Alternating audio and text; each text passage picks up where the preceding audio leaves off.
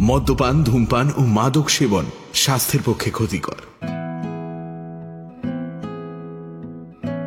বাংলা সাহিত্যের রোমাঞ্চকর কিছু গল্প দিয়ে সাজানো আমাদের এই বিশেষ নিবেদন সানডে সাসপেন্স। আজ আপনার জন্য সানডে সাসপেন্স অরিজিনালসের একটি গল্প, ধন্যী দাদু। লিখেছেন হিন্দোল সরকার। হিন্দোল সরকারের জন্ম 2000 সালে। যাদবপুর বিশ্ববিদ্যালয় থেকে তুলনামূলক সাহিত্যে স্নাতক হওয়ার পর জওহরলাল নেহেরু বিশ্ববিদ্যালয় থেকে ভাষা বিজ্ঞানে স্নাতকোত্তর। বর্তমানে যাদবপুর বিশ্ববিদ্যালয়ে বাংলা সাহিত্যে পাঠরত। সাহিত্যিক হিসেবে আত্মপ্রকাশ অনার্স পড়ার সময়। প্রথম দিকে বেশ কিছু লিটল ম্যাগাজিনে লেখালেখি করেছেন। 2022 সাল থেকে মির্চি প্লাস ও পরবর্তীতে মির্চি বাংলার হাড় হিম হররের প্রথম সিজনে লিখেছেন বেশ কিছু অডিও স্টোরি। আজকের গল্প ধন্যী দাদুর প্রধান চরিত্রে সুব্রত এবং তীর্থ। শুরু হচ্ছে ধন্যী দাদু।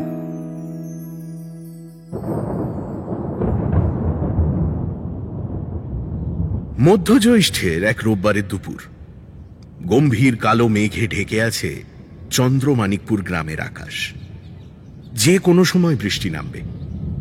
স্নান খাওয়া সেরে বারান্দায় শুয়ে পৃথিবীর নানান বিষয় নিয়ে অলস চিন্তাভাবনা করছিল সুব্রত। এমন সময় রাস্তা থেকে তীর্থর গলা ভেসে এলো। এই সুব্রত, বড়শি নিয়ে আয় রে, কাছারি পুকুরে মাছ ধরতে যাব। তীর্থ সুব্রতর সবচেয়ে কাছের বন্ধু। শহুরে লোকেরা যাকে বলে বেস্ট ফ্রেন্ড। সুব্রত বলল, টোপ নিয়েছিস? হ্যাঁ নিয়েছি, একটা ছাতা আনিস। কাছারি পুকুর নামই পুকুর। গুঁড়িশাওলা কচুরিপানা জমে আশেপাশের বাগান থেকে গাছের ডাল, পাতা, ফুল, ফল পড়ে বহু বছর আগেই পুকুরটা পচা ডোবা হয়ে গেছে।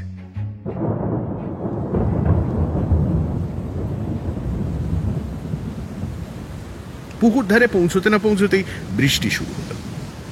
ছাতা ফেটিয়ে পুকুরের গভীরে ঝুঁকে পড়া একটা ল্যাংড়া আম গাছের নিচে বসলো দুই বন্ধু। চারপাশের বাগান থেকে শো শো হাওয়া পাহাড়ি ঝর্ণার মতো ঝাঁপিয়ে পড়ছে পুকুরের জলে। ওধারে চন্দ্রমানিকপুরের পুরনো জমিদার বাড়ি। কয়েক দশক ধরে জনশূন্য পড়ে আছে। জায়গায় জায়গায় ইট খসে গেছে, ছাদ ভেঙে পড়েছে। সারা বাড়ি সাপ, খোপ, বাদুড়ের আস্তানা। গ্রামের লোকেরা বলে ভূতের বাড়ি। নিতান্তই কাজ না পড়লে কেউই পুকুর ছাড়িয়ে ওদিকে যায় না। গ্রামের হাওয়ায় গল্প ভাসে শেষ জমিদার প্রতাপ নারায়ণ রায়ের ভয়ঙ্কর সব নৃশংসতার কাহিনী। নিজের পাশবিক শখ মেটাতে জমিদারবাবু বাড়িতে নিয়ে আসতেন নিত্য নতুন বাইজি, দূর দূরান্তের গ্রাম থেকে কুমারী মেয়ে। তারপর শখ মিটে গেলে হত্যা করতেন তাদের। এখনো কোনো কোনো জ্যোৎস্নাহীন রাতে সারা গ্রামে শোনা যায় অপার্থিব নূপুর ধ্বনি। বুড়োরা বলে বাইজিদের প্রেত নৃত্য করছে। গ্রামের ছেলেপিলেরা যদিও মাঝে মধ্যে বকুল খেতে কিংবা নিভৃতে প্রেম করতে ওই বাড়িতে যায়, তবে উঠোন পেরিয়ে বাড়ির ভেতরে কেউ ঢোকে না। ঘণ্টাখানেক টানা বড়শি ফেলে গোটা দশেক শোল আর কয়েকটা সরপুঁটি পেল দুই বন্ধু। বৃষ্টি তখন সমান তালে চলছে। সুব্রত বলল, আজ আর খেলা হলো না।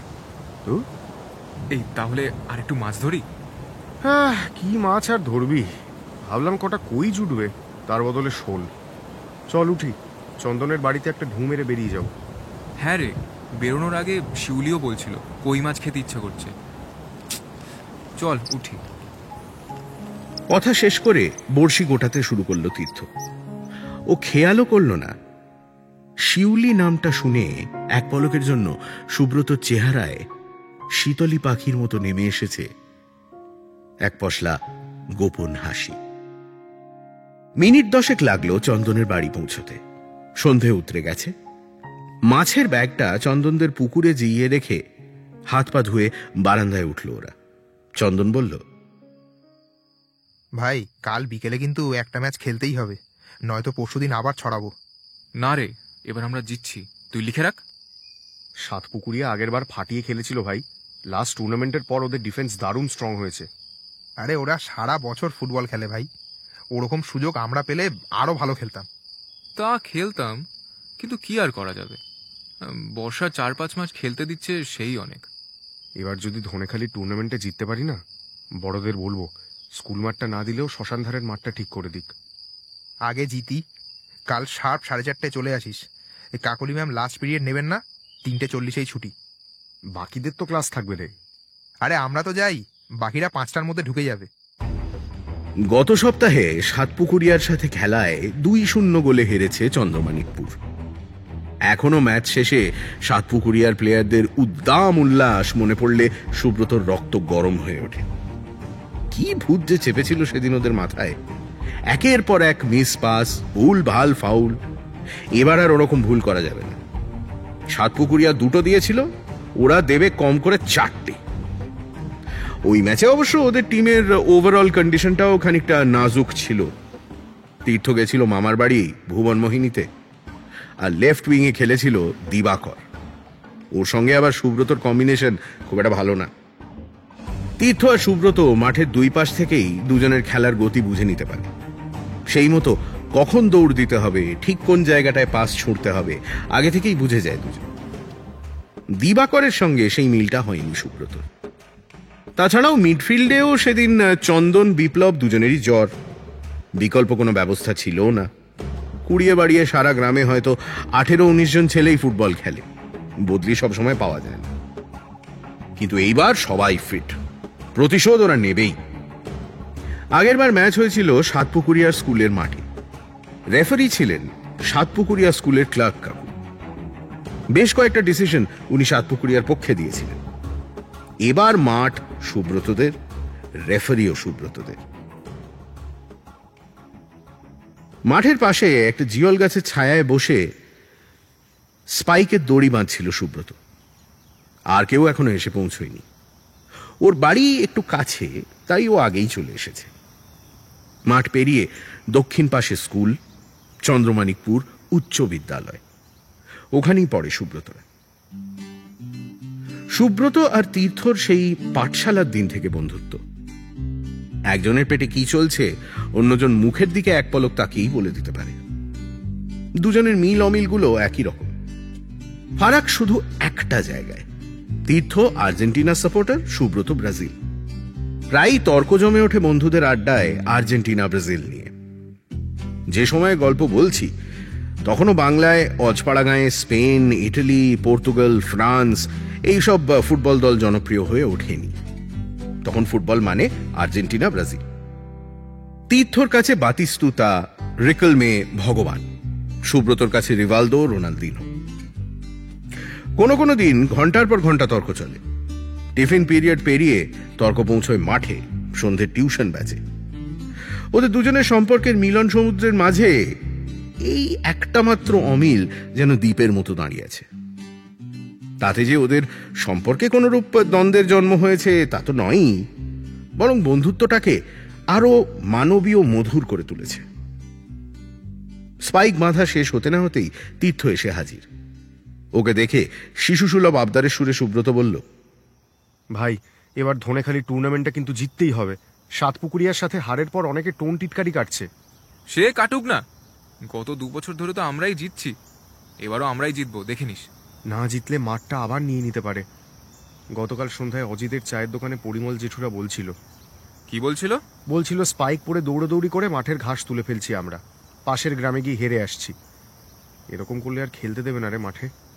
আমাদের দৌড়দৌড়ির কারণে মাঠ অসমান হয়ে ক্রিকেট খেলায় অসুবিধা হচ্ছে। তোকে কে বললো এসব? পুলক দোকানে গেছিল ধূপকাঠি কিনতে, ও শুনে এসে আমায় বলল রাতে। চাপ নিস না, আমরা জিতবো, মাঠও আমাদেরই থাকবে। চন্দ্রমানিকপুরের কেউই তেমন একটা ফুটবল পছন্দ করে না। গ্রামের দিকের ফুটবল খেলা তো শহরের মতো এত আঁটঘাট বেঁধে হয় না। আকছার উল্টোপাল্টা ফাউল, কাদায় হোঁচট খেয়ে পড়ে যাওয়া, হাত পা ভাঙা, মারামারি কোনোটাই বাদ থাকে না। অন্যদিকে ক্রিকেট কত সুন্দর সুশ্রী খেলা, কোনো ফাউল নেই, মারামারি নেই। যদিও এককালে চন্দ্রমানিকপুরে সারা বছর ফুটবল চলতো, টুর্নামেন্টও হতো একটা। আশেপাশের 10 গ্রাম থেকে খেলতেও আসতো লোকে। বছর 20 আগের টুর্নামেন্টে চন্দ্রমানিকপুরের একটা ছেলেকে রাফ ফাউল করেছিল কাপাসডাঙ্গার একজন। কাদার মধ্যে মুখ থুবড়ে পড়ে গেছিল ছেলেটা, আর উঠে দাঁড়াতে পারেনি। খেলা বন্ধ হয়ে গেল। ওটাই শেষ টুর্নামেন্ট এই গ্রামের। তারপর থেকে ফুটবল খেলা ব্রাত্য হয়ে পড়ল চন্দ্রমানিকপুরে। সেই জায়গা নিয়ে নিল ক্রিকেট। কেবল বর্ষাকালে মাঠে যখন কাদা হয়ে যায় তখন সুব্রতরা ফুটবল খেলার সুযোগ পায়। 3-4 বছর আগে যদিও এই সুযোগটুকুও পেত না। সে সময় গ্রামে যারা ফুটবল খেলতো তারা যেখানেই খেলতে যেত হেরে ফিরত।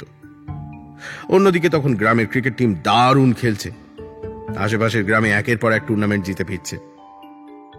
সুব্রতরা তখন ক্লাস 7-এ পড়ে। পুরনো শ্মশানের পাশে এক টুকরো ফাঁকা জমিতে ওরা ফুটবল খেলত। খানাখন্দ ভরা সেই মাঠে কে কতবার যে হোঁচট খেয়ে পড়েছে, হাত পা কেটে গেছে তার ইয়ত্তা নেই। ওই মাঠে খেলেই 2 বছরের মধ্যে ধনেখালি অশোক দত্ত স্মৃতি টুর্নামেন্ট জিতে গেল সুব্রতরা। ফাইনালে হারিয়েছিল ডিফেন্ডিং চ্যাম্পিয়ন মির্জাগঞ্জকে। সেদিন ধনেখালির মাঠে হাতে গোনা 10-12 জন ছাড়া সবাই ছিল মির্জাগঞ্জের সমর্থক। কেউ ভাবেইনি চন্দ্রমানিকপুরের কিছু আনকোরা ছেলে ছোকরা মির্জাগঞ্জকে হারিয়ে দেবে। সেকেন্ড হাফের শুরুতে চন্দনের লং পাস থেকে তীর্থ যখন ম্যাচের প্রথম গোলটা করল, 1 সেকেন্ডের জন্য মাঠের আশেপাশে দাঁড়িয়ে থাকা কয়েকশো দর্শকের চিৎকার উল্লাস সব যেন শ্মশানের মতো নীরব হয়ে গেল।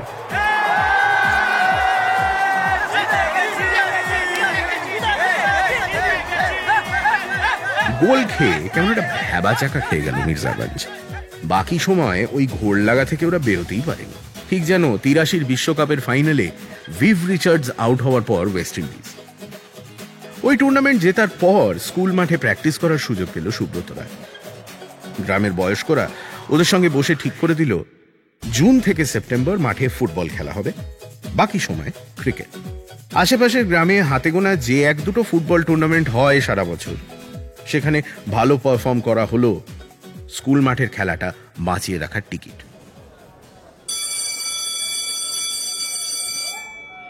পরদিন টিফিনে শিউলির সঙ্গে দেখা হলো সুব্রতর। আশপাশটা একবার দেখে নিয়ে শিউলি বলল, দাদার কাছে শুনলাম মাঠ নিয়ে আবার কি একটা ঝামেলা হচ্ছে। না না, কোনো ঝামেলা হয়নি। হতে পারে যদি আমরা ধনেখালি ট্রফিটা না জিততে পারি। জিততে পারবে তো? পারবো। আরে একান্তই না পারলে তো তোমারই ভালো, আরো বেশি করে সময় কাটাতে পারবো তোমার সঙ্গে। ঢং করো না, জিতে ফিরো। এখন আমি যাই, কেউ দেখে ফেললে সন্দেহ করবে। ঘাসের বদলে আছে কাদা। যে ধরনের বৃষ্টি হয়ে গেছে কালকে এবং আজকে, গোটা মাঠ জুড়ে আজকে শুধু কাদার পর কাদা। বলতে বলতে ম্যাচ শুরু। খেলা চলছে সাতপুকুরিয়া আর চন্দ্রমানিকপুর।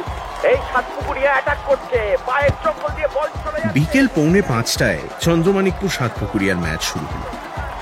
30 মিনিট করে 1 ঘন্টার খেলা। জনা কয়েক আধবুড়ো লোক যারা বছর 20 আগে ফুটবল খেলতো, তারা অলস মনে মাঠের আশেপাশে দাঁড়িয়ে খেলা দেখছিল। সাতপুকুরিয়া থেকেও এসেছিল 20-25 জন। এটা টুর্নামেন্ট খেলা নয়, ফলে খুব বেশি দর্শক নেই। এই সেদিনই বৃষ্টি হয়েছে। তারপর থেকে আকাশ মেঘলা, মাঠে ইতস্তত প্যাচপ্যাচে কাদা, বলের গতি কম, মাটি কামড়ানো পাসগুলো প্রায় জায়গা মতো পৌঁছচ্ছে না, তার আগেই থেমে যাচ্ছে। আর মাঠের যেখানে কাদা শুকিয়ে গেছে সেখানে বল এগিয়ে যাচ্ছে হিসেবের চেয়ে কিছুটা বেশি। এইসবের মধ্যেই প্রথম হাফে দারুণ প্রেস করলো সাতপুকুরিয়া। চন্দ্রমানিকপুর নিজেদের হাফ থেকে প্রায় উঠতেই পারল না। তীর্থ যদিও একটা সিঙ্গেল রান নিয়েছিল বাঁ পাশ থেকে, কিন্তু অন্যদিক থেকে সুব্রত, মাঝমাঠ থেকে চন্দন, বিপ্লব কেউই সময় মতো উঠে যেতে পারেনি সাতপুকুরিয়ার বক্সে। এদিকে সাতপুকুরিয়া প্রায় 10 মিনিটে একবার করে বল নিয়ে ঢুকে পড়ছিল ওদের হাফে। ডিফেন্সে সুরজ আর সাজুর অবস্থা নাজেহাল। বলতে বলতে বাঁশি বেজে গেল, অর্থাৎ প্রথমার্ধ সমাপ্ত। বলে না, জল দে, গলায় কাটা ঢুকেছে। প্রথমার্ধ শেষের বাঁশি বাজতেই একরকম হাঁপ ছেড়ে বাঁচলো ওরা সবাই। বড় বড় শ্বাস নিতে নিতে সাজু বলল, এভাবে হবে না ভাই লোক, স্ট্র্যাটেজি বদলাতে হবে। ওরা সুব্রত আর তীর্থকে ছাড়বে না, উইং থেকে আক্রমণ করে লাভ নেই। আমিও সেটাই ভাবছিলাম। চন্দন, আমি আর শুভ 1-2 করে পাস বাড়িয়ে ওদের বক্সে ঢুকবো। সুব্রত একটা ফলস রান নিবি শেষ মুহূর্তে। একটা গোল যদি করতে পারি না, ওদের ভেঙে ফেলতে পারবো। এই যে দ্বিতীয়ার্ধের খেলা শুরু হয়ে গেল। এই বলতে বলতে সুব্রত একটা ফলস রান নিয়েছে। ওদিক থেকে শুভর মাপা শট আর জালের মধ্যে কাদা বাটা। গোল গোল চন্দ্রমাণিকপুর দিয়ে দিয়েছে একটা গোল। দ্বিতীয় অর্ধের 10 মিনিটেই ওদের ট্যাকটিক্স কাজ দিল। সুব্রতর ফলস রানে ধোঁকা খেয়ে গেল সাতপুকুরিয়ার ডিফেন্স। সেই ফাঁকে ঠিক বক্সের বাইরে কাদাহীন শক্ত মাটিতে বল পায়ে পেল শুভ। ওর সামনে শুধু সাতপুকুরিয়ার সেন্টার ব্যাক রঞ্জন আর গোলকিপার রায়হান। সেকেন্ডের মধ্যে শুভর পা থেকে বল ছুটে গেল গোলের ডান কোনায়। একেবারে মাপা শট। গতকাল এই জায়গা থেকেই অন্তত 10টা শট গোলে মেরেছে শুভ। আজ আর ভুল হতেই পারে না।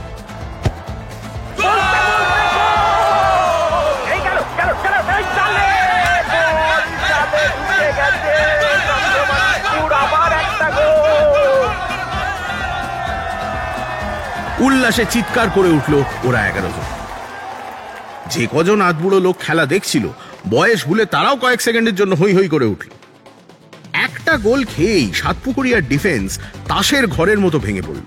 সুব্রত আর তীর্থ ফিরে এলো ওদের সহজাত ছন্দে। খেলা শেষ হলো 3-0 গোলে। বাকি গোল দুটো একটা সুব্রতর একটা তীর্থ। সেকেন্ড হাফে সাতপুকুরিয়া একটাও আক্রমণ ঠিক মতো তৈরি করতে পারেনি। এই তো রেফারির বাকি খেলা শেষ। চন্দ্রমাণিকপুর 3 আর সাতপুকুরিয়া 0। রে পেমেন্টটা আজকে পাবো তো? বলা তো কি আছে? বলটা ধর। ধনেখালি টুর্নামেন্ট শুরু হতে তখনও 3-15 বাকি। ইতিমধ্যে জোর কদমে বর্ষা শুরু হয়েছে। গ্রামের ডোবা নালায় উঁকি দিচ্ছে কইয়ের ঝাঁক। মাঠ ভর্তি কাদা।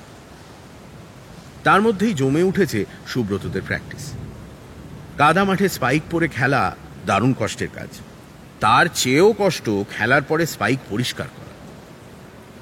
এরই মধ্যে গ্রামের বাতাসে খবর রটে গেল টুর্নামেন্ট জিততে ধনেখালির প্লেয়াররা কোন এক তান্ত্রিক সাধুর কাছে নাকি গিয়েছিল। সাধু বলেছেন টুর্নামেন্ট শুরুর 2 দিন আগে এসে মাঠ বন্ধন করে যাবেন। আষাঢ়ের মেঘের সঙ্গে পাল্লা দিয়ে ছড়িয়ে পড়ল এই গল্প। আরে তান্ত্রিক নাকি বলেছে অন্য দলের প্লেয়াররা বল নিয়ে এগোতেই পারবে না, বল পাথর হয়ে যাবে। এই চল আমরাও কোনো তান্ত্রিকের কাছে যাই। তান্ত্রিক পাবো কোথায়? কেন, আমাদের গ্রামেই তো আছে নরেন দাদু। ধুর, দাদু মোটেই তান্ত্রিক নন। আরে মাদুলি ফাদুলি দেন, আমার ভাইয়ের শ্বাসকষ্ট সেরে গেছে ওর মাদুলিতে। না, কোনো তান্ত্রিকের কাছে যেতে হবে না। শেষে কি থেকে কি হবে? টুকটাক করে যদি ফুটবল জেতা যেত তাহলে কবেই আর্জেন্টিনা 3 নম্বর বিশ্বকাপটা এসে যেত। শেষের লাইনটা যে তীর্থকে খোঁচা মারার জন্য তার বলে দিতে হয় না। খোঁচা খেয়ে তীর্থও জ্বলে ওঠে সঙ্গে সঙ্গে।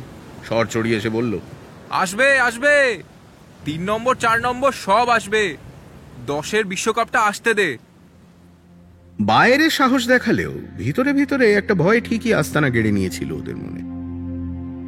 টুর্নামেন্টের প্রথম খেলাতেই সেই গোপন ভয় হোঁচট খেয়ে ছড়িয়ে পড়ল সারা মাঠে।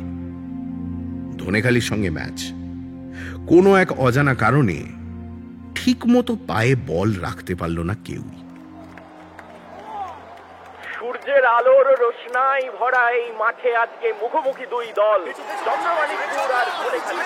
হ্যাঁ দেখো, ধনেখালি কিন্তু এক একটা টক্কর বলতে বলতে একটা সুপার বলটা হলো না। আজকে কিন্তু চন্দ্রমাণিকপুরের চাপ আছে। মাঠে তেমন কাদা নেই, ঘাসও আছে পর্যাপ্ত। তবু কি এক ছন্ন ছাড়া ভাব ঘিরে ধরল ওদেরকে। দেখতে পাচ্ছি চন্দ্রমাণিকপুর কিন্তু আজকে নিজেদের পায়ে বল রাখতেই পারছে না। সাজুর একটা ভুল ব্যাক পাসে প্রায় গোল খেতে বসেছিল চন্দ্রমাণিকপুর। নেহাত রাইট ব্যাক পজিশন থেকে সুরজ ছুটে গিয়ে বলটা ছিনিয়ে নিয়েছিল ধনেখালি স্ট্রাইকার শশাঙ্কর পা থেকে। চন্দন সাজুকে ডেকে বলল, এই এই কি হয়েছে তোর? এই জানি না, আমার পাশে এসে শশাঙ্ক কিসব বিড়বিড় করে মন্ত্র পড়লো। আমি না কিরম ভয় পেয়ে গেছিলাম বুঝলি। ভাই ভাই একদম ভয় পাস না ভাই, আমাদের জিততে হবে ভাই, আমাদের জিততেই হবে। টুর্নামেন্টের ডিফেন্ডিং চ্যাম্পিয়ন ওরা। অন্যদিকে ধনেখালি গত 3 বছরে ফাইনালে ওঠা তো দূর, সেমিও খেলতে পারেনি। সেই ধনেখালির সঙ্গেই 1-1 ড্র করলো ওরা। গত বছর এই টুর্নামেন্টে ধনেখালিকে 5টা গোল দিয়েছিল। সুব্রত 3টে, তীর্থ 2টো।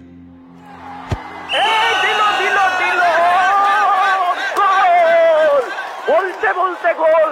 দেখো এই ম্যাচ কিন্তু আজকে অন্য পর্যায়ে নিয়ে যাচ্ছে ধনেখালি। এবার সেকেন্ড হাফে শুরুতেই 1-0 এগিয়ে গেল ধনেখালি। ম্যাচের একদম শেষে ভাগ্যক্রমে একটা পেনাল্টি পেল চন্দ্রমাণিকপুর। পেনাল্টিটা না পেলে ম্যাচটা ওরা হেরেই যেত।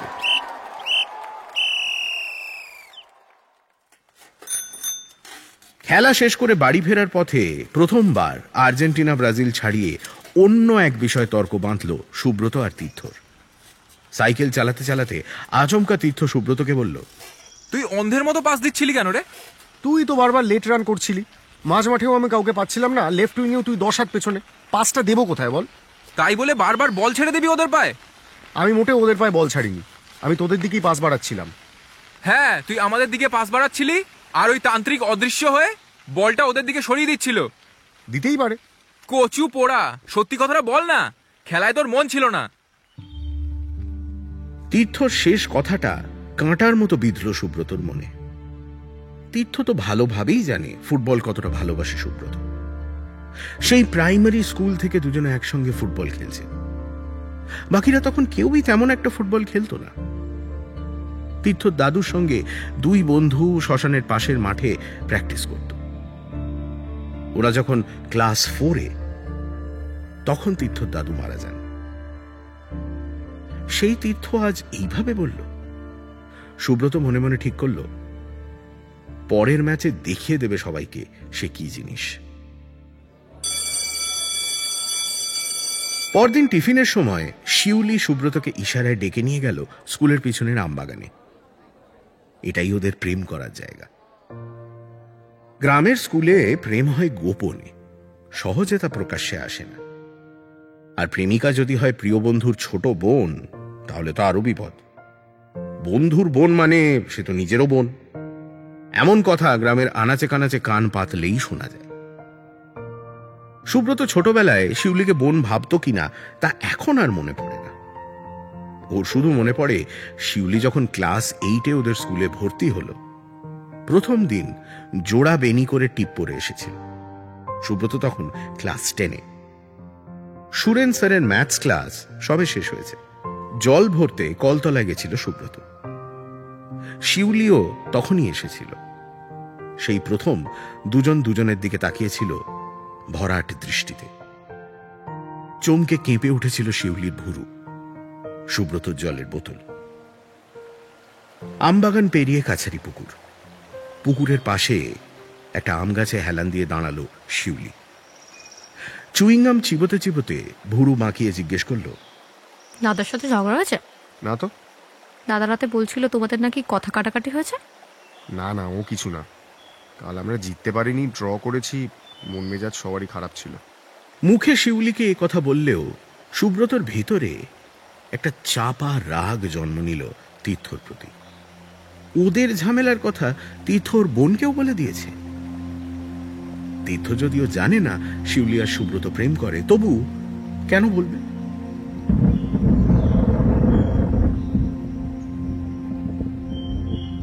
মেঘ ঘনিয়ে এলো আকাশে, গভীর বর্ষার মেঘ। কখন যে জলজ্জান্ত সূর্য ভীরু হরিণ শিশুর মতো মেঘের ভিতর লুকিয়ে পড়ল তা কেউই টের পেল না। বিকেল ঘুরতে না ঘুরতেই ঝড় উঠল চন্দ্রমাণিকপুরে। দুদিন পর রূপপুরের সাথে ওদের শেষ ম্যাচ। এই ম্যাচটা জিততেই হবে, তবেই একটা সুযোগ থাকবে সেমিফাইনালে যাওয়ার, যদি পরের ম্যাচে রূপপুর ধনেখালির কাছে হেরে যায়।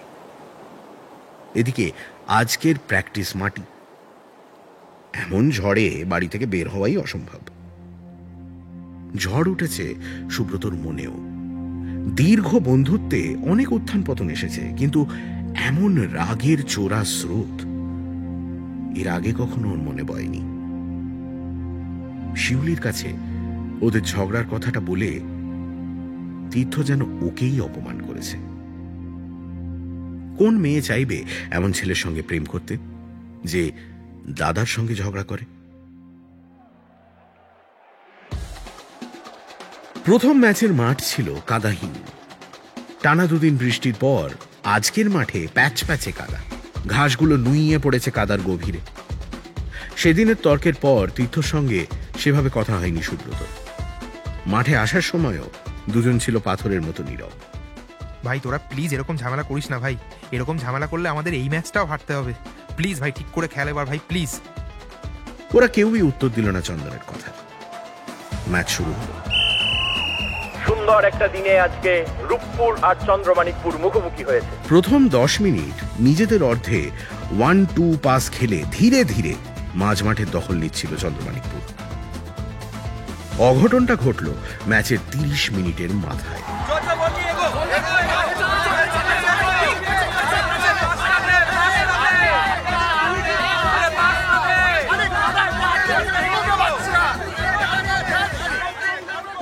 ডান স্পাইকে কাদা জড়িয়ে যাওয়ায় ঠিকমতো দৌড়তে পারছিল না সুব্রত। কয়েক সেকেন্ডের জন্য খেলা থেকে মন সরিয়ে ও স্পাইক ছেড়ে নিচ্ছিল। বল তখন বিপ্লবের পায়ে। চন্দ্রমাণিকপুরের অর্ধে খেলা চলছে। বিপ্লব পাস বাড়ালো সুব্রতর দিকে। অসতর্ক সুব্রত বল ভালো মতো রিসিভ করার আগেই ওকে ট্যাকল করে বল নিয়ে নিল রূপপুরের ডিফেন্ডার সৈকত। এ তো বল কেড়ে নিল রূপপুরের সৈকত। রূপপুরের সৈকত বল কেড়ে নিয়ে একটা থ্রু পাস বাড়িয়ে দিয়েছে। ওদিক থেকে জোরে মুহূর্তে কাউন্টার অ্যাটাকে উঠে এলো রূপপুরের 7 জন প্লেয়ার। বিপ্লব, মিঠুন আর সুরজকে ডজ করে সৈকত বল নিয়ে এগোলো বক্সের ডান দিকে থাকা শুভ্রর দিকে। শুভ্রর মাপা শটে বক্সের বাঁদিক থেকে ছুটে এসে মাথা ছোঁয়ালো রূপপুরের স্ট্রাইকার লিঙ্কন। উল্লাসে ফেটে পড়ল সারা মাঠ। হাফ টাইমে পৌঁছতে পৌঁছতে রূপপুর 2, চন্দ্রমাণিকপুর 0। সেকেন্ড হাফে মারণ আক্রমণ শুরু করলো চন্দ্রমাণিকপুর। মাঝমাঠ থেকে একের পর এক বল ছুটে যেতে শুরু করলো রূপপুরের বক্সে। কিন্তু সুব্রত আর তীর্থর যে তালমিল ওদের গত 2 বছরের টুর্নামেন্ট জিতিয়েছে, সেই ছন্দ যেন এই ম্যাচে নেই। সুব্রত তীর্থর দিকে পাস না বাড়িয়ে নিজে শট নিচ্ছে। তীর্থ সুব্রত বাদে চন্দন আর বিপ্লবের দিকে বল ঠেলে দিচ্ছে। বলতে বলতে এই তো সুব্রতর পায়ে বল, চন্দ্রমাণিকপুরের মেসি বল নিয়ে এগোচ্ছে। এই সময় কিন্তু জেগে ওঠেন মেসি, চাপের মুহূর্তে জেগে ওঠে রোনাল্ডো রিভাল্ডো। এই মুখোমুখি আর কেউ নেই, গোলকিপারের সাথে 1-1। এটা কিন্তু শিওর গোল। ওরা অসাধারণ শট, কিন্তু বল চলে গেল কাঠির ওপর দিয়ে। এটা তুমি কি করলে সুব্রত? তোমার নামে কি বড় বড় প্লেয়াররা আছেন, এটা তুমি কি করলে? একটা সুন্দর ছোট্ট টোকা দিলেই এটা গোল হয়ে যেত। আমি উঠে গিয়ে এই গোলটা দিয়ে দিতে পারতাম সুব্রত। ম্যাচের যখন 81 মিনিট, একেবারে ফাঁকা বক্সে বল পেয়ে গেল সুব্রত। সামনে শুধুই গোলকিপার। গোলের যে কোনো এক কোণে আলতো ঠেলা দিলেই বল জালে আছড়ে পড়বেই।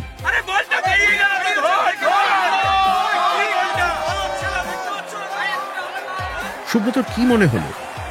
গায়ের সমস্ত জোর খাটিয়ে শট মারল। কাদা মাঠ, ফলে বলের একদম নিচে গিয়ে লাগলো ওর পা। ফলে গোলে যাওয়ার বদলে শূন্যে ভেসে বল চলে গেল পিছনের দর্শকের দিকে। সুব্রত ঠিক পিছনেই দৌড়ে আসছিল তীর্থ। এমন বিরক্তিকর ভুল দেখে রেগে ছুটে গেল ওর দিকে। ইতিমধ্যে দর্শকরাও দুয়ো দেওয়া শুরু করেছে। ডিফেন্ডিং চ্যাম্পিয়নরা প্রথম রাউন্ডেই আউট। সুব্রত নিজেও তখনও বিস্ময়ের ঘোর কাটিয়ে উঠতে পারেনি। থতমত খেয়েও বলল, এটা কি করলি তুই? আমি বুঝতেই পারলাম না এরকম কেন হলো। তুই ইচ্ছা করে এরকম করেছিস না? এটা ইচ্ছে করে কেন করতে যাব? তা তুই জানিস এই গোলটা হলে তাও একটা জেতার চান্স ছিল। তোর পেছনেই তো ছিলাম। শট নিতে পারছিস না যখন আমাকে পাস করতিস। দর্শকরা এতক্ষণে বেশ মজা পেয়েছে। মাঠে সাধারণত 2 টিমের প্লেয়াররা তর্ক করে, হাতাহাতি করে। একই টিমের 2 জন প্লেয়ার সময় নষ্ট করে এরকম তর্ক করছে, তাও খেলার একেবারে শেষ 10 মিনিটে পৌঁছে। এমন দৃশ্য দুর্লভ। দর্শকরাও যে যার মতো সিটি দিয়ে চিৎকার করে মজা দেখতে লাগলো। ম্যাচ শেষ হলো। স্টপেজ টাইমের একদম শেষ মিনিটে তীর্থ একটা গোল শোধ দিতে পারলেও শেষ রক্ষা হলো না। যে টুর্নামেন্ট জেতাটা গত 2 বছরে ওরা একদম ডাল ভাত বানিয়ে ফেলেছিল, আজ সেই টুর্নামেন্টের গ্রুপ স্টেজ থেকেই বিদায় নিতে হচ্ছে। রূপপুর আর ধনেখালির স্থানীয় দর্শকদের ব্যঙ্গাত্মক টিটকিরি শেলের মতো বিচ্ছিল ওদের গায়ে। মাঠ ছেড়ে সাইকেল চালিয়ে কিছু দূর আসার পর রাগে ফেটে পড়ল তীর্থ। ওর সব অভিযোগ সুব্রতর প্রতি। সুব্রত এবার আর ছেড়ে দিল না। ও তো ইচ্ছে করে ওরকম শট মারিনি, কিন্তু তীর্থ তা বুঝবে না। কথা কাটাকাটি এক পর্যায়ে ঝগড়ায় গিয়ে পৌঁছল। সেকেন্ড হাফে তুই এতগুলো বল পেলি, আমায় একটাও পাস দিলি না কেন? একই প্রশ্ন আমিও তোকে করতে পারি। না, পারিস না। আমি তোকে পাস না দিলেও বাকিদের দিয়েছি। তোর মতো একা একা শট নিতে যাইনি। আজ তোর জন্য আমাদের হারতে হলো। আমার জন্য মোটেও না। খেলা শুরুর সময় যে বললাম বিপ্লব আর শুভকে একটু উপরে উঠে খেলতে, তুই না করলি। আরে মানছি তুই আমাদের ক্যাপ্টেন, তাই বলে আমিও কম দিন ফুটবলটা খেলছি না ভাই। বিপ্লব আর শুভকে তুই ফার্স্ট হাফে উপরে উঠতেই দিলি না। কি দরকার ছিল অত ডিফেন্সিভ খেলার? ডিফেন্সিভ না খেললে আরো গোল খেতাম। সে তো এমনিই খেয়েছি। এত গোয়ার তুমি করলে হয় না তীর্থ। বেশ তো, এবার থেকে তুই ক্যাপ্টেন হ, দল চালিয়ে দেখ। হ্যাঁ তাই হব, তোর মতো গোয়ারের ক্যাপ্টেন থাকা উচিত না। কথাটা শেষ করে সাইকেলের গতি বাড়িয়ে বাকিদের ছেড়ে অনেকটাই আগে চলে এলো সুব্রত। রাগে ওর মাথা দপদপ করছে। শেষ পর্যন্ত তীর্থ ওকে ভুল বুঝলো। সোজা সাইকেল নিয়ে বাড়ি এসে স্পাইক জোড়া ঘাটের ওপর খুলে পুকুরে ঝাঁপিয়ে পড়ল সুব্রত।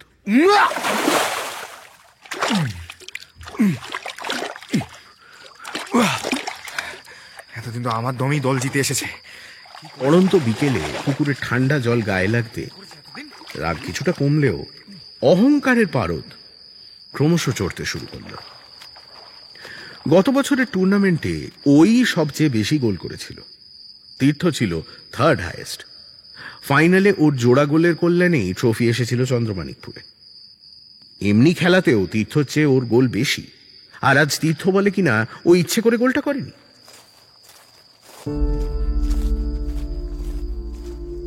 পরদিন ক্লাসে প্রথমবারের মতো বেঞ্চ আলাদা হলো সুব্রত আর তীর্থর। কথাও একরকম বন্ধ। টিফিন পিরিয়ডে যখন সুব্রত শিউলির সঙ্গে দেখা করতে আমবাগানে গেল, তখন শিউলির মুখও থমথমে। তুমি আর দাদা ঝগড়া করেছো? করেছি। কি হলো বলো? সুব্রত ঘাড় গোঁজ করে দাঁড়িয়ে রইল, কোনো উত্তর দিল না। দাদার সঙ্গে ঝগড়া মিটিয়ে নাও। পারবো না। তোমার দাদা আগে শুরু করেছে, ওকে এসে মেটাতে বলো। না, তুমি যাবে আজকেই, নয়তো কাল থেকে আমি আর টিফিনে এখানে আসছি না। ঠিক আছে, আসতে হবে না। কথা শেষ করে আর এক মুহূর্ত দাঁড়ালো না সুব্রত। বাগান ছাড়িয়ে জমিদার বাড়ির দিকে পা বাড়াল। ভূত প্রেতে যে সুব্রত একেবারেই বিশ্বাস করে না তা নয়, করে।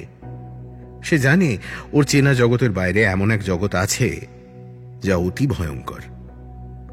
জমিদার বাড়ি নিয়ে প্রচলিত ভূতের গল্পগুলো শুনলে ওর গায়েও কাঁটা দেয়। তবু মাঝে মধ্যে দিনের বেলা একা ও ওই বাড়িতে যায়, বিশেষ কোনো কাজে নয়, কিছুক্ষণ একলা সময় কাটাতে। যখন কোনো সঙ্গই ওর ভালো লাগে না, কোনো কাজে মন বসে না, ওই বাড়ির চাতালে গিয়ে ও বসে থাকে।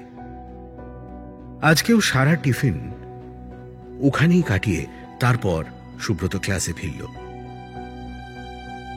সেদিন বিকেল থেকেই ধীরে ধীরে বন্ধুদের মধ্যে দুটো দল তৈরি হতে শুরু করল। কেউ কেউ তীর্থর দিকে ঝুঁকে পড়ল, কেউ সুব্রতর দিকে। পরদিন থেকে শুরু হলো টানা ঝড়। খেলা বন্ধ রইল দিন সাতেক। এমন বৃষ্টিতে স্কুলেও সবাই এলো না। তখনও গ্রামের স্কুলগুলোতে অ্যাটেন্ডেন্স নিয়ে এত কড়াকড়ি শুরু হয়নি। বৃষ্টির দিনে তাই স্কুল যাওয়ার চেয়ে ছাতা মাথায় কোনো ডোবার পাশে বড়শি নিয়ে বসে কই মাছ ধরতেই ছেলেমেয়েরা বেশি ভালোবাসত। রাত নামলেই গ্রামের রান্নাঘরগুলো থেকে ভেসে আসত তেল কইয়ের উগ্র গন্ধ। পাশের বাড়ির ছোট ভাই পুলককে সঙ্গে নিয়ে সুব্রত ৩-৪ দিন খুব কই মাছ ধরল। ওদের বাড়ির পিছনে বিশাল বড় ডোবা, গুঁড়ি শ্যাওলা ভর্তি জলে সারা দিন টুপটাপ শব্দে কই মাছ নিজের অস্তিত্ব জানান দিয়ে যায়। ওই ডোবার পাশেই প্রায় সারাদিন কাটল সুব্রত আর পুলকের। সপ্তাহখানেক পর একদিন সকালের দিকে বৃষ্টিটা একটু কমায় স্কুলে গেল সুব্রত। তীর্থ আজ আসেনি, চন্দনার বিপ্লব এসেছে। টিফিনে কলতলায় শিউলির সঙ্গে দেখা হলো ওর। ওকে দেখে শিউলি জল না ভরেই চলে যাওয়ার তাল করছিল। শেষে কি মনে হওয়ায় কাছে এসে গম্ভীর গলায় বলল, দাদাকে যদি সরি না বলো এই সম্পর্ক এখানেই শেষ। বলবো না সরি। তোমার দাদা আর তুমি দুজনেই সমান, এক গুঁয়ে জেদি। ঠিক আছে, থাকো তুমি তোমার মতো, আর কখনো আমার সামনে এসো না। আসবো না, আমার দায়ও পড়েনি। সেদিন বিকেলে বৃষ্টি থামার পর সবাই যখন মাঠে ফিরল, ততক্ষণে একটা অদৃশ্য প্রাচীর ওদের দুই ভাগ করে ফেলেছে। সুব্রত আর তীর্থ একে অন্যের দিকে ফিরেও তাকালো না। চন্দন আর সুব্রতর বাড়ি পাশাপাশি, ওদের দুজনের বন্ধুত্ব কম গাঢ় নয়। চন্দন যথারীতি সুব্রতর পক্ষেই রইল। একই কারণে অমিত চলে গেল তীর্থর পক্ষে। দিন 10 পর পালপাড়ার ছেলেরা খেলতে এলো চন্দ্রমানিকপুরে। আর কিছুদিন পরেই মির্জাগঞ্জ এরিয়া টুর্নামেন্ট। তার আগে সব দলই কম বেশি ম্যাচ খেলে নিজেদের ঝালিয়ে নিচ্ছে। আগে যে কোনো ম্যাচের সময় যে উত্তেজনা কাজ করত সুব্রতদের মধ্যে, এবার তার সিকিভাগও দেখা গেল না। সব কেমন যেন খাপ ছাড়া, অগোছালো। খেলার মধ্যেই ওদের গা ছাড়া ভাবটা স্পষ্ট হয়ে উঠল। কারোরই খেলাতে মন নেই। বল পেলে সবাই ছুটছে, কিন্তু উদ্দেশ্যহীন। আগে মাঠের দুই দিক থেকে সুব্রত আর তীর্থ চোখের ইশারায় কথা বলত। সেই মতো আক্রমণ শানাত চন্দ্রমানিকপুর। এই ম্যাচে দুই উইঙ্গারের চোখই সাদা, অনুভূতিহীন। মাঝ মাঠে চন্দন, বিপ্লব আর অমিত দিশেহারা। কাকে বল পাস করবে কিছুই বুঝতে পারছে না। দ্বিতীয়ার্ধে একরকম বিরক্ত হয়েই বিপ্লব সুব্রত আর তীর্থকে ডেকে বলল, ভাই তোরা হয় ঠিকঠাক করে খেল, না হলে উঠে যা, এভাবে জিততে পারবো না। সুব্রত অধিনায়ক, ওর উঠে যাওয়াটা কেমন দেখায়। ফলে তীর্থকেই উঠে যেতে হলো। যাওয়ার সময় বাঁকা চোখে একবার সুব্রতর দিকে তাকিয়ে তীর্থ বলল, তোদের ক্যাপ্টেনকে বল ম্যাচ জেতাতে, চন্দ্রমানিকপুরের মেসি। ম্যাচ জেতা যদিও হলো না, শুধু পালপাড়ার ম্যাচ না, তারপরের আরো 4-5টা ম্যাচ হেরে বসলো চন্দ্রমানিকপুর। এমনি দিন বিকেলেও খেলা জমল না। একদিন নিজেদের মধ্যে খেলার সময় ইচ্ছে করেই সুব্রতকে ফাউল করে বসলো তীর্থ। দৌড়ে এসে পাশ থেকে সুব্রতর কাঁধে কাঁধ লাগিয়ে এমন ধাক্কা মারল, কাদায় ছিটকে পড়ল সুব্রত। সেকেন্ডের মধ্যে লাফিয়ে উঠে সুব্রত ঘুষি মারল তীর্থর নাকে। আরে ভাই কি করছিস নিজেদের মধ্যে এইভাবে ঝগড়া করলে? কি করছিস? কাণ্ডজ্ঞান নেই, এইভাবে ঝগড়া করছিস তোরা? যদি না চন্দনা সাজু সঙ্গে সঙ্গে দৌড়ে এসে ওদের আটকাতো, সেদিন একটা রক্তারক্তি হয়ে যেত। রাগে ফুঁসতে ফুঁসতে মাঠ ছেড়ে উঠে গেল সুব্রত। ওরা কেউই খেয়াল করল না মাঠের দক্ষিণ কোণে স্কুলের পাঁচিলের পাশে দাঁড়িয়ে সুবল জেঠু বেশ মন দিয়ে খেয়াল করছিলেন মাঠে কি ঘটছে। সুব্রত মাঠ ছেড়ে উঠে যেতে উনিও প্রায় নিঃশব্দে পা বাড়ালেন মোড়ের চায়ের দোকানের দিকে। মাঠ ছেড়ে সরাসরি বাড়ি গেল না সুব্রত। মাথা গরম হয়ে আছে। এখন বাড়িতে গেলে খামোখা চিৎকার চেঁচামেচি করে ফেলবে। ও সোজা চলে গেল জমিদার বাড়ির চাতালে। আজ আকাশে তেমন মেঘ নেই। বিকেলের সূর্য অনেকটাই ঢলে পড়েছে পশ্চিমে। টানা বৃষ্টির পর হাওয়ায় জন্ম নেওয়া শীতলতা সুব্রতর সারা শরীরে কাপাস তুলোর মতো সেঁধিয়ে যাচ্ছে। হাজার রকমের চিন্তা ঘুরছে সুব্রতর মনে। ক্রমশ সন্ধে এগিয়ে আসছে দিগন্ত ছুঁয়ে। কাদা জল মাখা সুব্রতর সর্বাঙ্গ থেকে থেকে কেঁপে উঠছে গোধূলির ঠান্ডা হাওয়ার ঝাপটায়। আশেপাশের বাগানের ঝিঁঝির ডাক আর কাছারি পুকুর থেকে নিরন্তর ভেসে আসা কোলা ব্যাঙের ডাক মিলেমিশে এক অদ্ভুত শব্দের খেলা শুরু করেছে চারপাশে। ভাঙা বাড়ির অজস্র ঘুলঘুলিতে উঁকি দিচ্ছে অসংখ্য হুতুম প্যাঁচা। সন্ধে ঘুরলেই শিকারে বেরোবে। কোথা থেকে একটা নিড়ি কুকুর এসে কিছুক্ষণ আশেপাশের গন্ধ শুকে তারস্বরে ডাকতে লাগলো সুব্রতর দিকে তাকিয়ে। বিরক্ত সুব্রত চাতালের উপর পড়ে থাকা একটা নিমের ডাল তুলে ছুঁড়ে মারল কুকুরটার দিকে। যা যা! ডালের আঘাতে কুঁই কুঁই শব্দ করে ল্যাজ গুটিয়ে পালিয়ে যেতে যেতে বেশ কয়েকবার ভয়ার্ত দৃষ্টিতে সুব্রতর দিকে ফিরে তাকালো কুকুরটা। কি একটা যেন দেখতে পেয়েছে জীবটা চাতালের পিছনে। সুব্রত ষষ্ঠ ইন্দ্রিয় এখনো যা টের পায়নি। কুকুরটা প্রায় অন্ধকার বাগানে হারিয়ে যাওয়ার কিছুক্ষণ পর বাড়ির ভেতর থেকে একজন বছর 50-এর আধবুড়ো লোক বেরিয়ে এসে দাঁড়ালো সুব্রতর পিছনে। 6 ফুট ছাড়িয়ে লোকটার মাথা, আধপাকা চুল, চ্যাপটা মুখে দীর্ঘ জীবনের বলিরেখার ছাপ, পরনে ময়লা পাজামা পাঞ্জাবি। একবার গলা খাকারি দিয়ে লোকটা বলল, কে তুমি? নিঃসঙ্গ জমিদার বাড়ির চাতালে আচমকা একটা পুরুষের কণ্ঠস্বর শুনে চমকে উঠে ফিরে তাকালো সুব্রত। অন্য সময় হলে এই চাতালে ভর সন্ধেবেলায় অচেনা কোনো মানুষকে দেখলে যে কেউই ভয় পেত, সুব্রতও হয়তো পেত, কিন্তু ওর মাথায় তখন এত রাগ চড়ে আছে যে মনের ভেতরে ভয়ে প্রবেশ করার কোনো ছিদ্রই খুঁজে পেল না। লোকটা গ্রামের কেউ না, তাহলে সে চিনত। সে পাল্টা প্রশ্ন করল, আপনি কে? আমি কে সেটা আগে বললে তুমি ভয় পেতে পারো। ব্রত স্পষ্ট চোখে তাকিয়েছিল লোকটার দিকে। এতক্ষণে চেহারাটা একটু একটু করে চেনা ঠেকছে তার, কোথায় যেন দেখেছে, কিন্তু কিন্তু ঠিক মনে করতে পারছে না। লোকটার উত্তর শুনে প্রথমবার এক রাশ ভয়ার্ত হাওয়া ছুঁয়ে গেল সুব্রতর শরীর। একবার ঢোক গিলে সে বলল, আমি সুব্রত মণ্ডল। ও, তুমি বুঝি বীরেনের ছেলে? আপনি আমার বাবাকে চেনেন? হ্যাঁ, চিনব না কেন? তোমার ঠাকুরদাকেও চিনি। এত সে কথা যাক, তুমি এখানে একা বসে কেন? ঝগড়া হয়েছে বন্ধুর সাথে। কেন ঝগড়া কেন? আপনাকে কেন বলবো? আপনি কে? আহা, ধরে নাও আমিও তোমার বন্ধু। কি হয়েছে আমাকে বলো না, আমি মিটিয়ে দেব। কথা শেষ করে লোকটা বসলো সুব্রতর পাশে। তারপর পাঞ্জাবির পকেট হাতড়ে একটা সিগারেট বের করে সেটা জ্বালিয়ে বলল, বলছিলাম ভয় পেও না, আমাকে বলো না, বলো বলো। সুব্রত আর প্রতিবাদ করল না।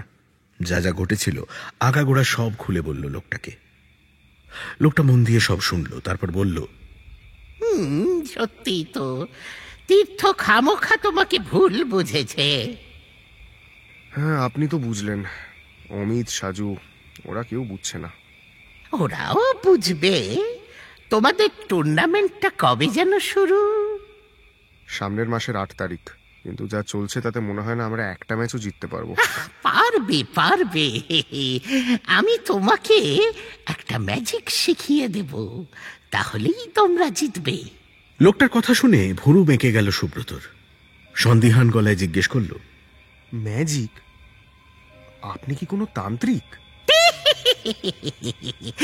না না না না না না না, আমি তান্ত্রিকও নই, যান্ত্রিকও নই। ম্যাজিকটা আর কিছুই না। তুমি যখনই বল পায়ে অপোনেন্টের বক্সে ঢুকে আমাকে স্মরণ করে শট করবে, সেই বলে গোল হবেই। শুধু তাই নয়, আমাকে স্মরণ করলে আমি অন্যের গোলও আটকে দিতে পারি।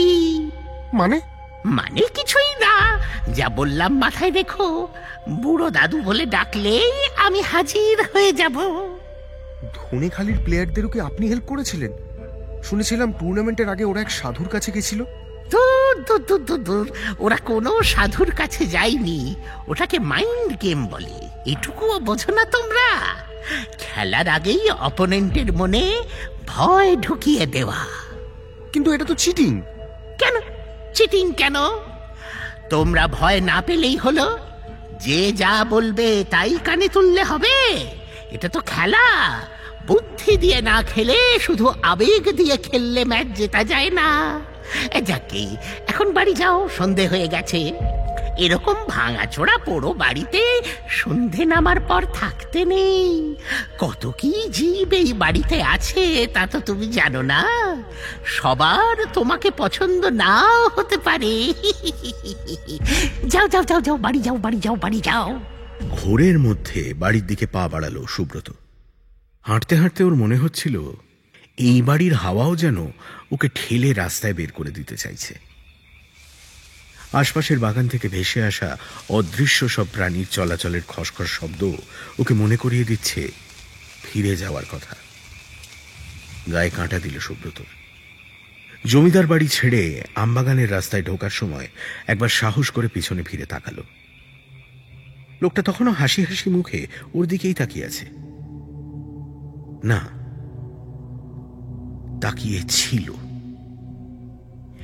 এই মাত্র তাকিয়ে ছিল, কিন্তু এখন আর নেই।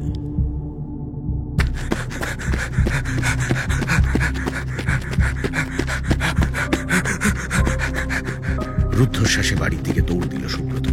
তার 16 বছরের জীবনে এমন অভিজ্ঞতা কোনোদিনই হয়নি। কি যেন নাম বলেছিল লোকটা? বুড়ো দাদু। নামটা মনে পড়তেই এক পশলা হাওয়া যেন ওর কানের কাছে ফিসফিস করে বলল, মাঠে নেমে এভাবেই আমার নামটা মনে করো, তোমরা জিতবেই। ভয় পেতে পারি, এই চিন্তা যেমন মানুষকে ভীত করে তোলে, একবার ভয়কে জানা হয়ে গেলে ধীরে ধীরে মানুষ আবার সাহসী হয়ে ওঠে। জমিদার বাড়ির চাতালে বসে যে ভয়ে সুব্রত প্রথম অনুভব করেছিল, গ্রামের রাস্তায় লোকজনের মাঝে এখন তা অনেকটা গা শোয়া হয়ে গিয়েছে। ফলে কানের কাছে হাওয়া ফিসফিসিয়ে উঠলেও আর তেমন ভয় পেল না সুব্রত। বরং মনে মনে ভাবল, টুর্নামেন্টের ম্যাচে একবার লোকটাকে স্মরণ করে দেখবে আদৌ কিছু হয় কিনা। পরদিন বিকেলে তীর্থ আর সুব্রতকে ডেকে চন্দন বলল, তোদের জন্য আবার আমরা মাঠটা হারাতে চলেছি। কাল তোরা মারামারি করছিলি, সুবল জেঠু সেটা দেখতে পেয়েছে। বাবা রাতে খেতে বসে আমায় বলছিল। কি বললো কাকু? কি আর বলবে, বললো এরকম মারামারি করলে মাঠে আর ফুটবল খেলতে দেবে না। তার উপর লাস্ট টুর্নামেন্টে একটাও তো ম্যাচ জিতিনি, ওটাও সবাই জেনে গেছে। অদ্ভুত লোক মাইরি এরা, কোনোদিন একটু মাঠে যাবে না আমাদের সাপোর্ট করতে, অথচ হারার খবর শুনলেই টোন কাটতে আসবে। ভাই, এই টুর্নামেন্টটা আমাদেরকে জিততেই হবে ভাই, নয়তো দেখিস ওরা আবার মাঠ নিয়ে নেবে। আর ভাই তোরা দুজন প্লিজ আর কোনো ঝামেলা করিস না ভাই, প্লিজ। আমি মোটেও কোনো ঝগড়া করতে চাইছি না। সুব্রত ওর দোষ স্বীকার করে নিক, সেদিনও ইচ্ছে করে খারাপ খেলেছিল। আমি ইচ্ছে করে খারাপ খেলিনি, ঠিক আছে? এই টুর্নামেন্টে দেখে নিস, এটা আমরাই জিতবো, আমি জেতাবো। এ ভাই, এটা ধনেখালির ওই পাতি টুর্নামেন্ট না, অত সহজ না ভাই। অনেক দলে কলেজের স্টুডেন্টরাও আছে। মির্জাগঞ্জ দলের গোলকিপার শেখরদা তো আবার ইউনিভার্সিটি স্টুডেন্ট। আর তোরা যদি এরকম ঝামেলা পাকিয়ে রাখিস তাহলে জেতা তো দূর, সম্মানের হারটুকুও হবে না। চাপ নিস না, হবে। তোরা প্র্যাকটিসটা শুধু ঠিকঠাক কর, গোল আমি এনে দেব। আর্জেন্টিনার সাপোর্টারদের মতো ফাঁকা বুলি আওড়াচ্ছি না আমি, দেখে নিস। অন্য কোনো দিন হলে সুব্রতর এই কথার পর নিশ্চিত একটা দীর্ঘ তর্ক সভা বসে যেত। আজ তা হলো না। তীর্থ কোনো কথা না বলে বলটা নিয়ে মাঝ মাঠের দিকে হাঁটা দিল। সাজু বলল, চল চল খেলা শুরু করি। বৃষ্টির জন্য অনেকদিন জুত করে একটা ম্যাচ খেলতে পারিনি, আজ খেলবো। চন্দন, তুই ফার্স্ট হাফে রেফারি হ, সেকেন্ড হাফে আমি হচ্ছি। মির্জাগঞ্জের টুর্নামেন্ট শুরুর আগের দিন বিকেলে যখন ওরা শেষবারের মতো নিজেদের পরখ করে নিচ্ছে, তখন সুবল তরফদার সহ গ্রামের আরো 3-4 জন বয়োজ্যেষ্ঠ এসে দাঁড়ালেন মাঠের পাশে। ওদের সবাইকে ডেকে পঞ্চায়েত সদস্য মৃদুল মজুমদার বললেন, কদিন আগে তীর্থ আর সুব্রত মাঠে মারামারি করেছে শুনলাম। মৃদুল মজুমদারের প্রশ্নের কোনো উত্তর না দিয়ে ওরা সবাই চুপচাপ নিচের দিকে তাকিয়ে রইল। ওদেরকে চুপ থাকতে দেখে উনি আবার বললেন, একটাই শর্ত দিয়েছিলাম তোদের মাঠ দেওয়ার আগে, কোনো মারামারি চলবে না। পাশ থেকে সুবল জেঠু টিপ্পনি কাটলেন, খেলাও তো শুনছি দিনকে দিন খারাপ হচ্ছে। আগে টুর্নামেন্ট গোহারা হেরেছিস, খেলা বাদ দিয়ে কি শুধু মারামারি করবি? আমরা আর মারামারি করছি না গো, কাল থেকে তো মির্জাগঞ্জ টুর্নামেন্ট শুরু। তোমরা দেখো এটা আমরা জিতবো। ধনেখালির ওই বাচ্চাদের সাথে জিততে পারিসনি, তোরা নাকি জিতবি মির্জাগঞ্জে। যাকে শোন, এরকম মারামারি করলে কিন্তু মাঠে ফুটবল খেলা যাবে না। নিজেদের ঝামেলা মিটিয়ে আগে যেমন খেলতি সেরকম খেল। মারামারি করে হাত পা ভাঙবি, পাশের গ্রামে খেলতে গিয়ে হেরে আসবি, সব দিক থেকে গ্রামের নাক কাটুক, তা আমরা চাই না। টুর্নামেন্টে চন্দ্রমানিকপুরের প্রথম ম্যাচ দত্তের মাঠের সঙ্গে। খেলা শুরু থেকেই পুরনো দিনের মতোই জ্বলে উঠল চন্দ্রমানিকপুর। অসাধারণ একটা দিনে আজকে চন্দ্রমানিকপুরের সঙ্গে খেলা দত্তের মাঠ। আমাদের চন্দ্রমানিকপুরের মেসেই সুব্রত আছে এখানে। বলতে বলতে সুব্রত বল নিয়ে এগোচ্ছে, দেখতে পাচ্ছি। 15 মিনিট যেতে না যেতেই সুব্রত একাই মাঝমাঠ থেকে বল নিয়ে দত্তের মাঠের জালে জড়িয়ে দিল। যদিও আগে ওদের আক্রমণটা হতো মাঠের দুদিক দিয়ে, এবার হলো কেবল সুব্রতর দিক থেকে। তীর্থ সারা ম্যাচে কেমন যৌথবু হয়ে পড়ে রইল। সুব্রতকে পাস দিয়েছিল দুটো, পেনাল্টি বক্সের বাইরে বাঁ দিক থেকে সহজ শট। 100টা শটের মধ্যে 100টাই গোল হয় এই জায়গা থেকে, কিন্তু তীর্থ পারল না। প্রথমটা থার্ড বারের ওপর থেকে চলে গেল, দ্বিতীয়টা সরাসরি গোলকিপারের হাতে। নিজের শট দেখে নিজেই খানিক ধন্দে পড়ে গেল তীর্থ। অন্যদিকে সুব্রত বেপরোয়া, বক্সের আশেপাশে বল পেলেই গোল। 3-0 গোলে ম্যাচ জিতল চন্দ্রমানিকপুর। 3টে গোলই সুব্রতর। খেলা শেষে সুব্রতর কানের কাছে ফিসফিসিয়ে কে যেন বলল, দেখলে তো, বলেছিলাম তোমরাই জিতবে। তীর্থ যেন একটাও গোল না করতে পারে, সব গোল আমি করব। তাই হবে। দ্বিতীয় ম্যাচ ধনেখালির বিরুদ্ধে। এই ম্যাচেও সুব্রত হ্যাট্রিক করল। অন্যদিকে তীর্থ এবারও ঠিকঠাক খেলতে পারল না। বল যেন ওর পায়ে থাকছেই না। শোল মাছ যেমন বড়শি গিলে আবার বের করে দিয়ে পালিয়ে যায়, বলটাও তেমন তীর্থর পা ছুঁয়েই আবার বেরিয়ে যাচ্ছে। 3-2 গোলে ম্যাচটা জিতল চন্দ্রমানিকপুর। 12 দলের টুর্নামেন্টে ওরা একরকম কোয়ার্টার ফাইনালে উঠে গেছে বলা যায়। বাকি 3টে ম্যাচের একটা জিততে পারলেই হবে। অন্য দুটো ড্র হলেও কোনো ক্ষতি নেই, হারলেও কোনো ক্ষতি নেই। সেদিন খেলা শেষে বাড়ি ফেরার পথে সাজু বলল, কি ব্যাপার বলতো তীর্থ, তুই এত মিস করছিস কেন? বুঝতে পারছি না রে, পায়ে বলটা থাকছেই না। ভাবছি পরের ম্যাচে ফার্স্ট হাফটা খেলবো না, বুঝলি, বরং দিবাকর ম্যাচটা শুরু করব। সে কি এত তাড়াতাড়ি হাল ছেড়ে দিলি? খারাপ লাগে রে। এতদিনের ঝগড়ায় এই প্রথমবার সুব্রতর খোঁটার সামনে নিজেকে অসহায় মনে হচ্ছিল তীর্থর। পলকের জন্য ওর মনে পড়ল সুব্রতকেও এইভাবেই খোঁটা দিয়েছিল আগের টুর্নামেন্টের সময়। সুব্রতর কথার কোনো উত্তর খুঁজে পেল না তীর্থ। গ্রুপ পর্বের 5টা ম্যাচই জিতল চন্দ্রমানিকপুর। 5 ম্যাচ শেষে সুব্রতর গোল সংখ্যা 12, 3টে হ্যাট্রিক, তীর্থ 0। তৃতীয় ম্যাচের সেকেন্ড হাফে নেমেও ঠিক জুত করতে পারল না তীর্থ। বল ওর কথা শুনছে না। শেষ ম্যাচ আসতে আসতে স্টার্টিং 11 থেকেই পুরোপুরি সরে গেল তীর্থ। কোয়ার্টার ফাইনালেও দিবাকর সুব্রত জুটি ম্যাচ জিতিয়ে দিল। সে ম্যাচে আর মাঠেই নামল না তীর্থ। গত 3 বছরে প্রথমবার পুরো ম্যাচ সাইড বেঞ্চে বসে দেখতে হলো তীর্থকে। ওকে ছাড়াই দারুণভাবে ম্যাচ জিতল চন্দ্রমানিকপুর। সেমিফাইনালে মির্জাগঞ্জের সঙ্গে খেলা। মাঠের চারপাশ ঘিরে 1000-এর ওপর মির্জাগঞ্জের দর্শক। চন্দ্রমানিকপুর থেকে এসেছে খুব জোর জনা 30-40। খেলার প্রথম হাফ গোল শূন্য ড্র। সুব্রত দেখতে চাইছিল মির্জাগঞ্জ কটা গোল দিতে পারে প্রথম হাফে। ও একটু গা ছাড়া ভাবে খেলছিল। ওস্তাদের মার শেষ রাতে। সেকেন্ড হাফের শুরুতে গোলের খাতা খুলল সুব্রত। ঠিক তার 5 মিনিট পরেই গোল শোধ করল মির্জাগঞ্জের জুয়েল। খেলার 72 মিনিটে দিবাকরকে দিয়ে গোল করালো সুব্রত। 2-1 জিতে ফাইনালে চন্দ্রমানিকপুর। প্রতিপক্ষ ধনেখালি। সামনের রোববার ফাইনাল। আজ সবে বুধবার, মাঝে 3টে দিন প্র্যাকটিস করার। আরে খবর পেলাম ওরা আবার কোনো তান্ত্রিকের কাছে গেছে। ছাড় তো, তান্ত্রিক না কচু পোড়া, এসব মাইন্ড গেম। ওরা আমাদের ভয় পাওয়াতে চায় ম্যাচ শুরুর আগে। সত্যিও তো হতে পারে।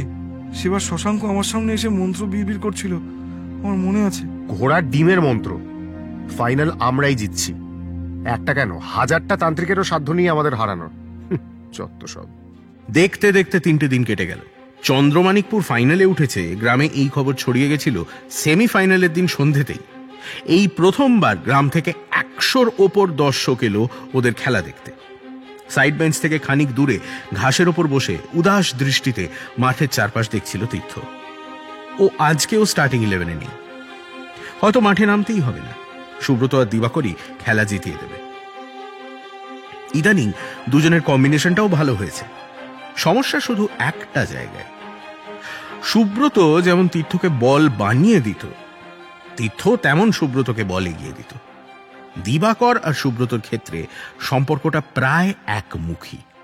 সুব্রত 10টা পাসের বদলে দিবাকর হয়তো একটা পাসই দিতে পারে। দেখো আজকের খেলা কিন্তু ধনেখালির সাথে চন্দ্রমাণিকপুরে খেলা চলছে, সুন্দর খেলা চলছে, সুন্দর খেলা চললেও কিন্তু আমরা আজকে ম্যাচ শুরু হলো। স্টার্টিং 11-এ তীর্থ নেই। প্রথমার্ধে দারুণ খেললো ধনেখালি। চন্দ্রমাণিকপুরের একটা বলও ওদের বক্সে ঢুকতে পারল না। সাজু চাপা স্বরে চন্দনকে বলল, তান্ত্রিক বলেছিলাম, শুনলি না তখন? বুঝো এবার। হলে হোক তো, আমাদের এই ম্যাচ জিততেই হবে, নয়তো মাঠ হাতছাড়া হয়ে যাবে। প্রথমার্ধ গোল শূন্য। দ্বিতীয়ার্ধ শুরুর 5 মিনিটের মধ্যে হঠাৎ একটা অঘটন ঘটে গেল মাঠে। সুব্রত বল নিয়ে একাই এগিয়ে যাচ্ছিল ধনেখালির বক্সে। একদম পিছনেই দৌড়চ্ছিল ধনেখালির সেন্টার ব্যাক সৌজিত। কিছুতেই সুব্রতর সঙ্গে এঁটে না উঠতে পেরে সরাসরি ওর পায়ের ভিতর পা ঢুকিয়ে চার্জ করলো সৌজিত। এতটা রাফ ফাউল কেউ করবে সুব্রত তা আশাই করেনি।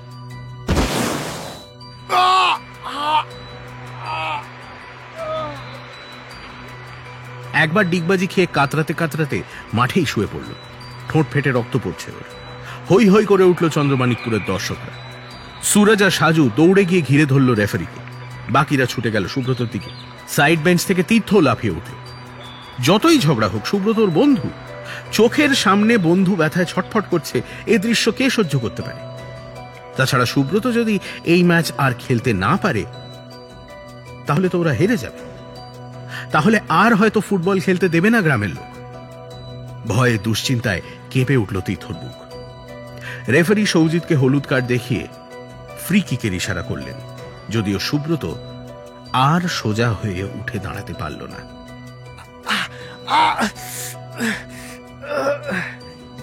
একবার উঠে কোনো মতে দাঁড়িয়ে আবার গোড়ালি চেপে বসে পড়ল।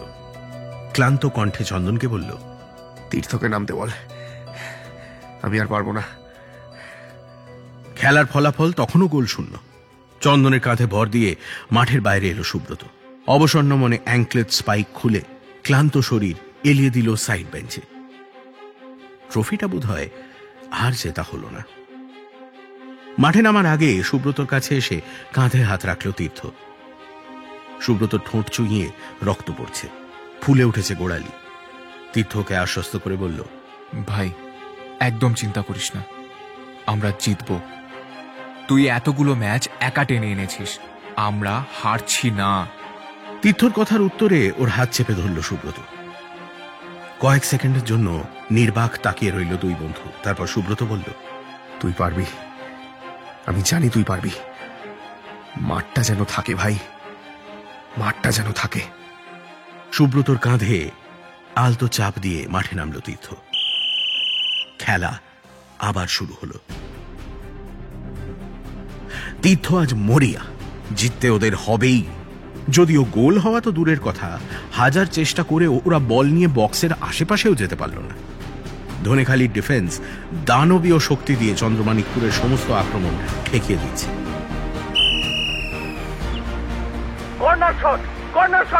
88 মিনিটে একটা কর্নার পেল চন্দ্রমাণিকপুর।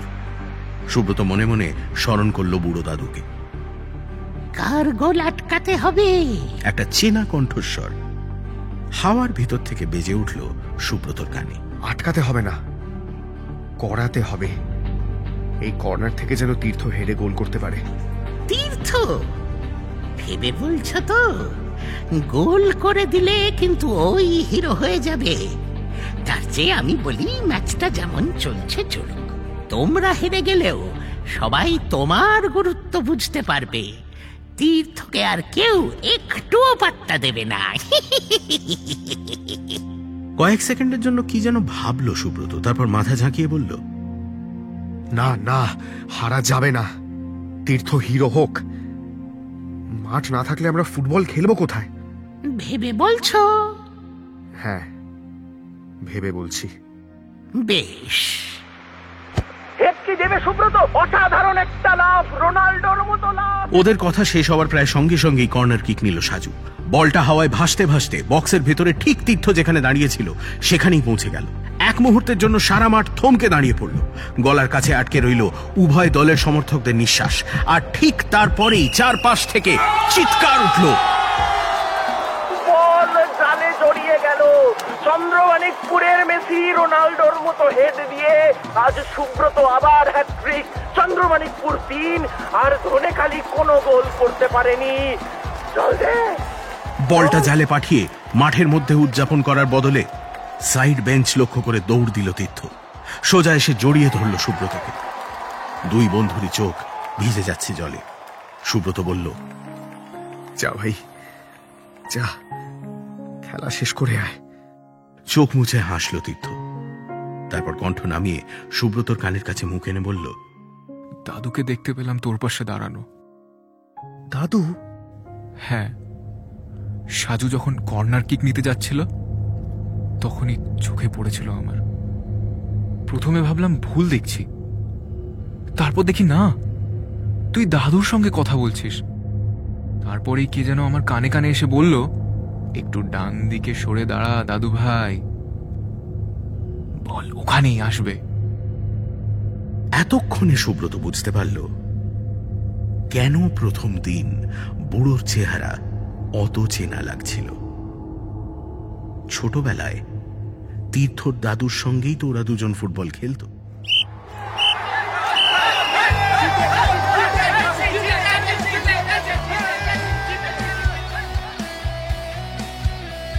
খেলা শেষ হল। Chandramanikpur 1, Dhanekhali 0। Player of the match Tirtha. সেদিন সন্ধ্যায় ট্রফি নিয়ে ওরা গ্রামের রাস্তায় যখন পা রাখল, সারা গ্রামে ততক্ষণে উৎসব শুরু হয়ে গেছে। সুবল জেঠু এসে চন্দনকে জড়িয়ে ধরে বললেন, 4 মাস নয়, সারা বছর মাঠে ফুটবল খেলবি তোরা। হ্যাঁ, একদিন ক্রিকেট, একদিন ফুটবল। যতদিন না শ্মশানের পাশের মাঠটাকে পরিষ্কার করে ঠিকঠাক করতে পারছি, ততদিন একটু কষ্ট করে এইভাবে চালা। সামনের বছর থেকে আমাদের গ্রামেও ফুটবল টুর্নামেন্ট করব, ওটাও কিন্তু জিততে হবে। গ্রামের ভিতরে যখন এইসব উল্লাস চলছিল, তখন জমিদার বাড়ির প্রায়ান্ধকার চাতালে দুটো ছায়ামূর্তি বসে সিগারেট টানছিল। প্রথম ছায়া দ্বিতীয় ছায়াকে বলল, দেখলি তো কালীপদ, কেমন মিলিয়ে দিলাম দুজনকে। এখনো একটা মিল বাকি আছে রে নরেন। সে কি, কোনটা? শিউলি। ও একটা আমি করলাম, বাকিটা তুই কর। সুব্রত তো তোরই নাতি, সব দায়িত্ব আমার ঘাড়ে চাপালে হবে, ওটা তুই করবি। বেশ, তাহলে তাই হোক। বর্ষায় বন্ধু মিলে গেল, শরৎ আসছে, শিউলিও ফুটবে। শিউলি ফুটুক, আর চল এবার আমরাও ফুটি। কেউ দেখে ফেললে খামোকা ভয় পেয়ে যাবে। চল তাহলে। সিগারেট ছুঁড়ে দিয়ে উঠে দাঁড়ালো দুই ছায়া। তারপর ধীরে ধীরে ধোঁয়ার মতো মিলিয়ে গেল অন্ধকারে। সানডে সাসপেন্স অরিজিনালসে আজ শুনছিলেন হিন্দোল সরকারের লেখা ধন্যী দাদু। গল্প পাঠে সুবল জেঠু, তীর্থর দাদু এবং সুব্রতর দাদুর ভূমিকায় দীপ। সুব্রত এবং গল্পের সূত্রধার অগ্নি। তীর্থর চরিত্রে সৌনক। চন্দনের ভূমিকায় অরিজিৎ। সাজুর চরিত্রে অত্রি। বিপ্লবের ভূমিকায় অর্ণব। শিউলির চরিত্রে মোহর। মৃদুল মজুমদারের ভূমিকায় পুষ্পল। ফুটবল ধারাভাষ্যকার সায়ন। সমবেত কণ্ঠে মির্চি টিম। ধ্বনি পরিকল্পনা ও আবহ সঙ্গীত দীপক রায়। সামগ্রিক তত্ত্বাবধান রিচার্ড এবং অরুণিমা। বন্ধুত্বের গান রচনা Chandril Bhattacharya. Composition, arrangement, mix and master Indranil. Vocals Indranil এবং মির্চি টিম। প্রচার অলঙ্করণ জয়েন্ট দ্য ডটস। প্রচার পরিকল্পনা অগ্নি। কার্যনির্বাহী প্রযোজনা অরুণিমা দে। সহযোগিতায় সৃষ্টি এবং অর্ণব। শব্দগ্রহণ ও পরিচালনা অগ্নি। সমগ্র পরিকল্পনা ও পরিচালনায় ইন্দ্রাণী। মির্চির তরফ থেকে আন্তরিক ধন্যবাদ চন্দ্রিল ভট্টাচার্যকে এই বিশেষ উদ্যোগে আমাদের পাশে থাকার জন্য। শেষ হলো সানডে সাসপেন্স অরিজিনালসে হিন্দোল সরকারের লেখা ধন্যী দাদু। সানডে সাসপেন্স আপনি শুনতে পাবেন এক্সক্লুসিভলি আমাদের অফিসিয়াল ইউটিউব চ্যানেল youtube.com/mirchi বাংলায় এবং গানা অ্যাপে। Sunday Suspense।